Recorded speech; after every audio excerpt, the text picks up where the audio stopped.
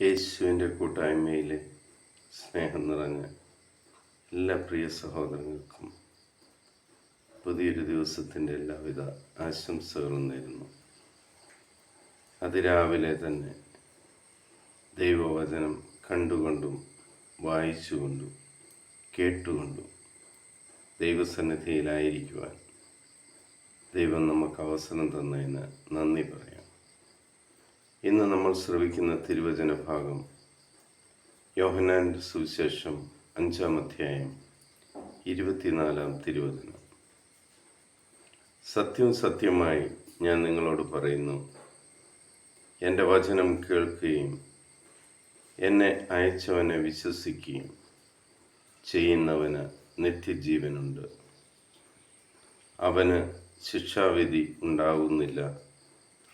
പ്രത്യുത അവൻ മരണത്തിൽ നിന്ന് ജീവനിലേക്ക് കടന്നിരിക്കുന്നു.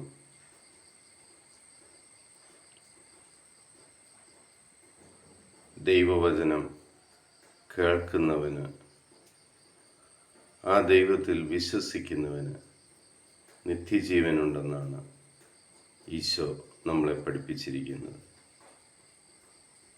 നിത്യജീവന് വേണ്ടി നമുക്കും പ്രവർത്തിക്കാം. പിതാവായ ദൈവത്തിൻ്റെയും പുത്രനായ യേശു ക്രിസ്തുവിൻ്റെയും പരിശുദ്ധാത്മാവിൻ്റെയും കൃപയും അനുഗ്രഹവും സമാധാനവും എപ്പോഴും നിങ്ങളുടെ കൂടെ ഉണ്ടായിരിക്കട്ടെ. ഈശോ മിശിഹായ്ക്ക് സ്തുതിയായിരിക്കട്ടെ.